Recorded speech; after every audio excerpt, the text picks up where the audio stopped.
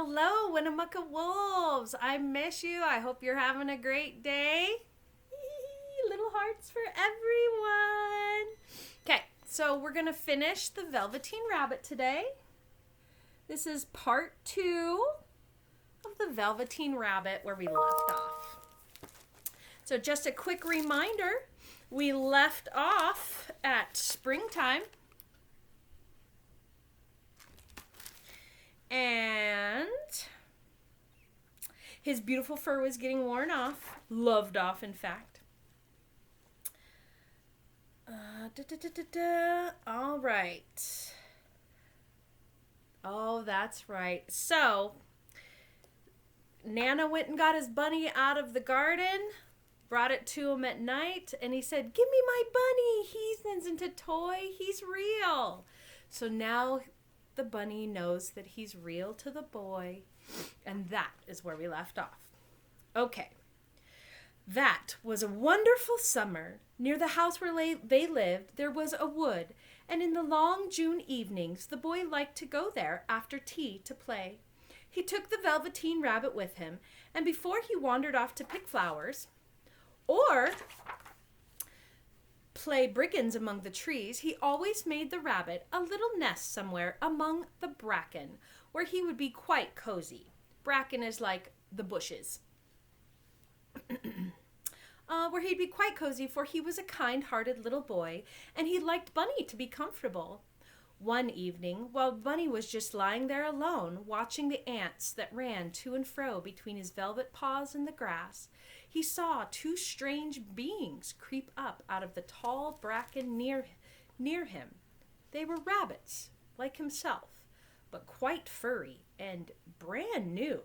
They must have been very well made, for their seams didn't show at all, and they changed shape in a queer way when they moved. One minute they were long and thin, the next minute fat and bunchy, instead of always staying the same, like he did. Here's their picture.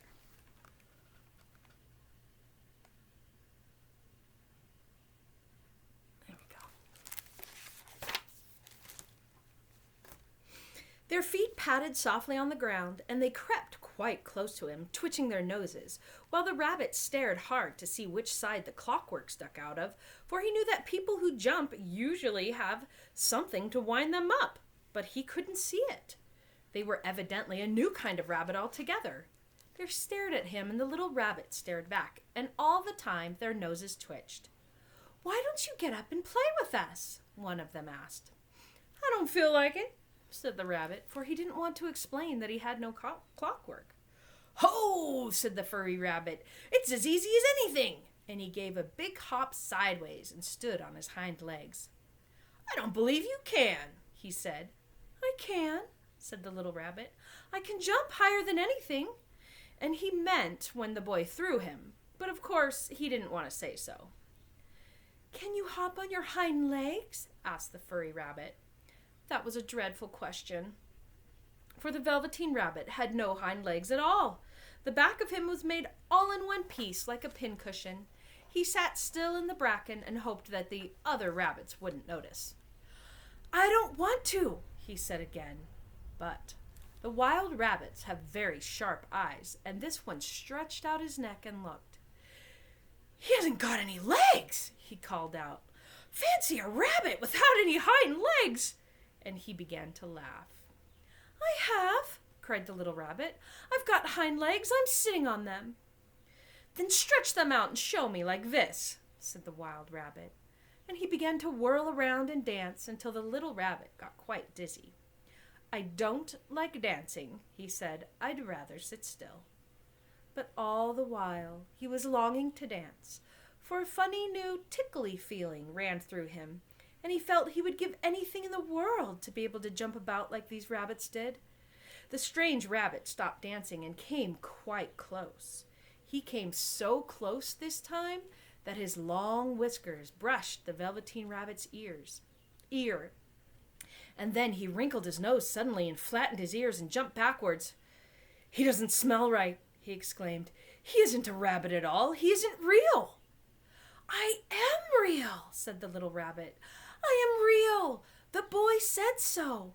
He nearly began to cry. Just then there was a sound of footsteps, and the boy ran past near them, and with a stamp of feet and a flash of white tails, the two strange rabbits disappeared. "Come back and play with me," called the little rabbit. "Oh, do come back. I know I'm real." But there was no answer. Only the little ants ran to and fro, and the bracken swayed gently where the two strangers had passed. The Velveteen Rabbit was all alone. "Oh dear," he thought. "Why did they run away like that? Why couldn't they stop and talk to me?" For a long time he laid very still, watching the bracken and hoping that they would come back, but they never returned, and presently the sun sank lower and the little white moths fluttered out. The boy came and carried him home. Weeks passed, and the little rabbit grew very old and shabby, but the boy loved him just as much. He loved him so hard that he loved all his whiskers off, and the pink lining to his ears turned gray, and his brown spots faded. He even began to lose his shape, and he scarcely looked like a rabbit anymore, except to the boy. To him he was always beautiful, and that was all that the little rabbit cared about. He didn't mind how he looked to other people because the nursery magic had made him real. And when you are real, shabbiness doesn't matter. And then one day, the boy was ill. His face grew very flushed, and he talked in his sleep. And his little body was so hot that it burned the rabbit when he held him close. Strange people came and went in the nursery, and the light burned all night, and through it all the Velveteen Rabbit lay there hidden from sight under the bedclothes, and he never stirred, for he was afraid that if they found him, someone might take him away, and he knew that the boy needed him. This is called Anxious Times.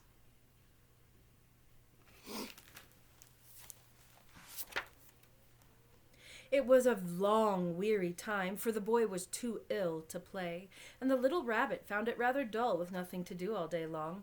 But he snuggled down patiently and looked forward to the time when the boy should be well again, and they would go out into the garden amongst the flowers and the butterflies and play splendid games in the raspberry thicket like they used to.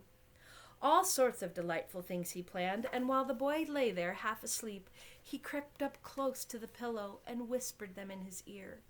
And presently the fever turned, and the boy got better. He was able to sit up in bed and look at picture books, while the little rabbit cuddled close at his side. And one day they let him get up and dress. It was a bright sunny morning, and the windows stood wide open. They had carried the boy out onto the balcony, wrapped him in a shawl, and the little rabbit lay tangled up among the bedclothes, thinking. The boy was going to the seaside tomorrow. Everything was arranged, and now it only remained to carry out the doctor's orders. They talked about it all while the little rabbit lay under the bedclothes with just the head peeping out, and listened. The room was to be disinfected. All the books and toys that the boy had played with in bed must be burned. "Hooray!" thought the little rabbit. "Tomorrow we shall go to the seaside," for the boy had often talked of the seaside, and he wanted very much to see the big waves coming in, the tiny crabs, and the sand castles. Just then, Nana caught sight of him. "How about this old bunny?" she asked.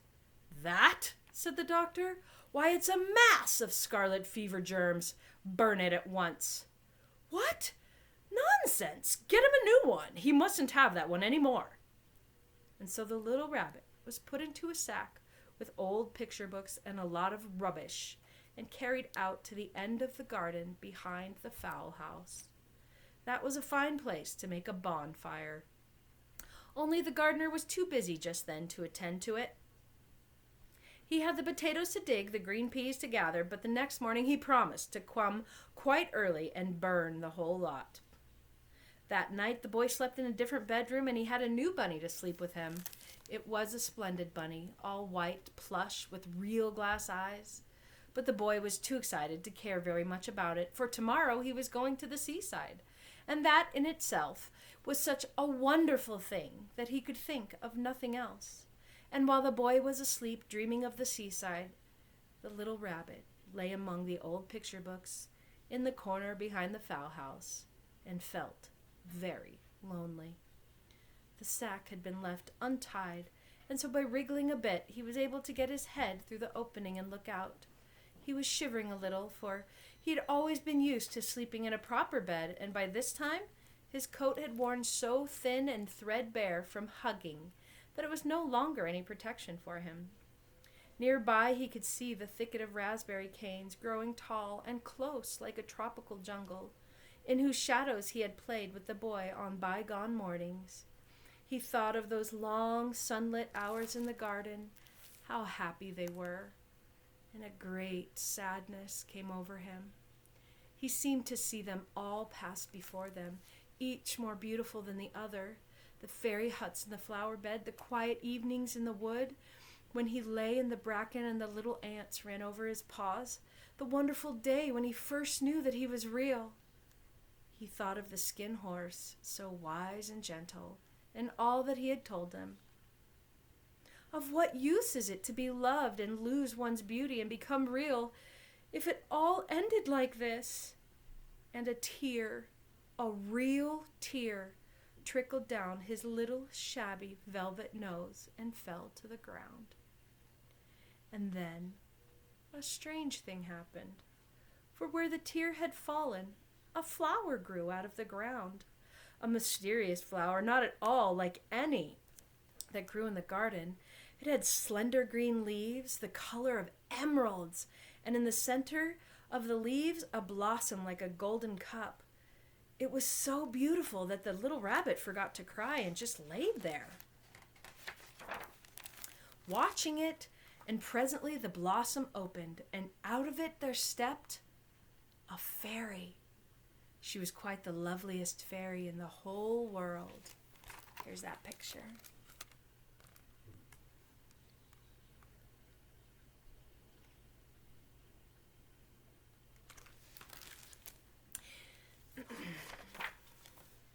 Her dress was of pearl and dewdrops, and there were flowers around her neck and in her hair, and her face was like the most perfect flower of all. She came close to the little rabbit, gathered him up in her arms, and kissed him on his velveteen nose that was all damp from crying. "Little rabbit," she said, "don't you know who I am?" The little rabbit looked up at her, and it seemed to him that he had seen her face before, but he couldn't think where. "I'm the nursery magic fairy," she said. "I take care of all the playthings that the children have loved. When they are old and worn out, and the children don't need them any more, then I come and take them away with me and turn them into real." "Wasn't I real before?" asked the little rabbit. "You were real to the boy," the fairy said, "because he loved you. Now you shall be real to everyone." And she held the little rabbit close in her arms and flew with him in the wood. It was light now, for the moon had risen. All the forest was beautiful, and the fronds of the bracken shone like frosted silver.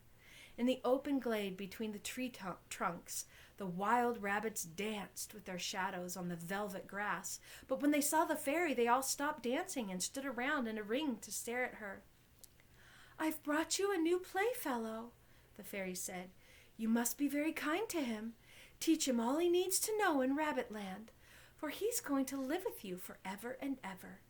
And she kissed the little rabbit again and put him down on the grass.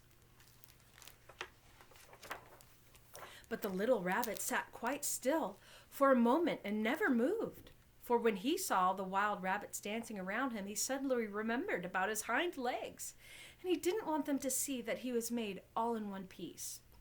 He didn't know that when the fairy kissed him the last time, she had changed him altogether, and he might have sat there a long time, too shy to move, if just then something hadn't tickled his nose, and before he thought what he was doing, he lifted his hind toe to scratch it. And he found that he actually had hind legs. There's the picture. There's our Velveteen Rabbit. These are the other rabbits with their shadows dancing.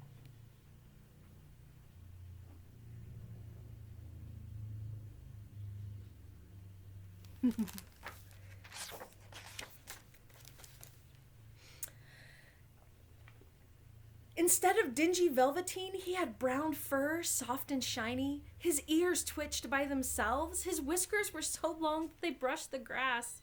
He gave one leap, and the joy of using those hind legs was so great that he went springing about the turf on them, jumping sideways, whirling around as the others did.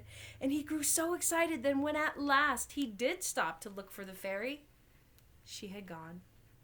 He was a real rabbit at last, at home with the other rabbits. Autumn passed, and winter, and in the spring the days grew warm and sunny. The boy went out to play in the wood behind the house, and while he was playing, 2 rabbits crept out from the bracken and peeped at him. One of them was brown all over, but the other had strange markings under his fur, as though long ago he'd been spotted, and the spots still showed through. And about his little soft nose and his round black eyes there was something familiar, so that the boy thought to himself, "Why, he looks just like my old bunny, the one that was lost when I had scarlet fever." But he never knew that it really was his own bunny, come back to look at the child who had first helped him become real. The end. All right, you guys, I hope you enjoyed that. I'll see you tomorrow with a new book. Yay! Have a good day. Bye.